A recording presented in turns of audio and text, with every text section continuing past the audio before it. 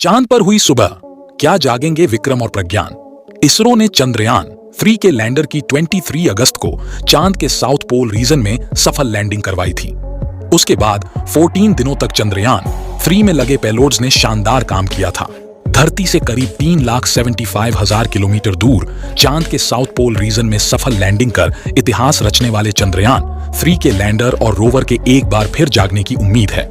चांद पर 14 दिनों की रात के बाद आखिरकार एक बार फिर 22 सितंबर को दक्षिणी ध्रुवीय हिस्से पर सूर्योदय के बाद रोशनी पहुंचेगी। यहां शिव शक्ति पॉइंट, जहां चंद्रयान ने लैंडिंग की थी, वहां लैंडर विक्रम और रोवर प्रज्ञान स्लीप मोड में पार्क किए गए हैं। वैज्ञानिकों को उम्मीद है कि एक बार फिर सूरज की रोशनी इनके सोलर पैनल पर पड़ने के साथ ही लैंडर विक्रम और रोवर प्रज्ञान काम करना शुरू कर सकते हैं। चंद्रयान 3 से कम्युनिकेशन की तैयारी में इसरो के वैज्ञानिक चंद्रयान 3 से दोबारा संपर्क स्थापित करने की तैयारी में जुट गए हैं। एक दिन पहले बुधवार को इसरो ने माइक्रो ब्लॉगिंग साइट एक्स, पूर्व में ट्विटर, पर इस बारे में अपडेट दी है। इसरो ने कहा, शिव शक्ति पॉइंट पर जल्द सूर्योदय होने की उम्मीद है। जल्द ही विक्रम और प्रज्ञान को जरूरत के मुताबिक सूरज की रोशनी मिलेगी।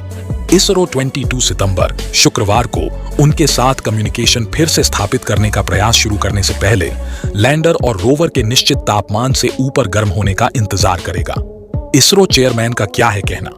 इसरो के अध्यक्ष ए सोमनाथ ने कहा कि उन्हें उम्मीद है कि शिव शक्ति पॉइंट, जहां लैंडर और रोवर पार्क किए गए हैं, वहां सूर्योदय के बाद इसके पेलोड्स दोबारा काम करना शुरू कर सकते हैं। इसरो की टीम 21 और 22 सितंबर को दोबारा कम्युनिकेशन का प्रयास करेगी। उन्होंने कहा, हम केवल उम्मीद कर सकते हैं कि दोनों उपकरण दोबारा काम करना शुरू करें। 23 अगस्त को चंद्रयान 3 ने रचा था इतिहास। 23 अगस्त को चांद के साउथ पोल रीजन में सफल लैंडिंग के बाद चंद्रयान 3 ने इतिहास रचा था। इसके पेलोड्स ने वहां 1 लूनर डे यानी धरती के 14 दिनों तक शानदार काम किया। चांद की मिट्टी में सल्फर, आयरन और ऑक्सीजन समेत अन्य खनिजों की मौजूदगी की पुष्टि करने के साथ ही लैंडर और विक्रम ने एक दूसरे की शानदार तस्वीर भी खींचकर धरती पर भेजी थी। इसके अलावा चांद के सतह पर भूकंपीय गतिविधियों को भी रिकॉर्ड किया था। लैंडिंग के 14 दिनों बाद चांद पर सूर्यास्त से पहले इसरो ने कमान भेजी थी, जिसके बाद लैंडर ने एक बार फिर एक छोटी उड़ान भरी और अपनी जगह से थोड़ी दूर हटकर लैंड हुआ। वहां सूर्यास्त से पहले लैंडर और विक्रम को पार्क कर स्लीप मोड में भेज दिया गया था। लैंडर और विक्रम में लगे सोलर पैनल पर पड़ने वाली सूरज की रोशनी से बैटरी चार्ज होती है। वैसे तो इन्हें धरती पर -150 डिग्री सेल्सियस के तापमान पर भी चेक किया गया था, लेकिन चांद पर रात के समय 200 डिग्री सेल्सियस से भी कम तापमान पहुंच जाता है। इससे इन बैटरियों के डेड होने की संभावना रहती है। विक्रम और प्रज्ञान ने दोबारा काम करना शुरू किया तो क्या होंगे फायदे।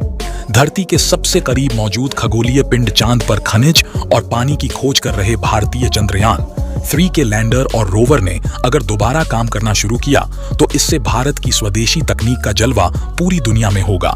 खासकर artificial intelligence, remote sensing, remote navigation, remote mining, digital control driving और हीट शील्डिंग की अभूतपूर्व तकनीक के द्वार खुलेंगे।